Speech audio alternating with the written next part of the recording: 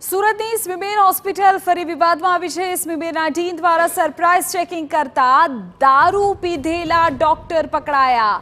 Forensic વિભાગના doctor PG હોસ્ટેલમાં પોતાના રૂમમાં નશાની હાલતમાં મળી આવ્યા। વરાછા પોલીસ સ્ટેશનમાં મામલે નોંધાઈ છે ફરિયાદ। ડોક્ટર મૃગેન્દ્રસિંહ પ્રતાપસિંહ નલવાયા નશાની હાલતમાં મળ્યા। સંચાલિત સ્વિમેર હોસ્પિટલ અવારનવાર વિવાદમાં આવતી હોય છે, ત્યારે થોડા દિવસ અગાઉ જે રીતે એક જે રેસિડેન્ટ ડોક્ટર દ્વારા એક થાઈ મહિલાને જે તે બોલાવવામાં આવ્યો હતો અને તે મામલો હતો સામે આવ્યો હતો।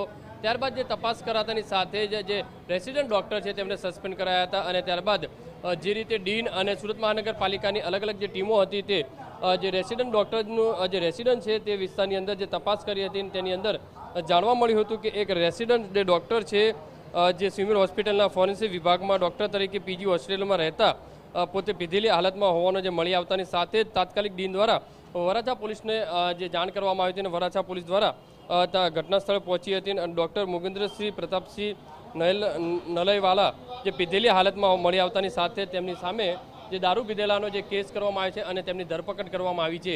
પણ મહત્વની વસ્તુ એ છે કે સ્વિમેર હોસ્પિટલ અવારનવાર સતત જે વિવાદમાં આવતી હોય છે અને જે પીધેલી હાલતમાં જે રેસિડન્ટ જે ડોક્ટર જે મળી આવેલા છે તે ફોરેન્સિક વિભાગની અંદર જે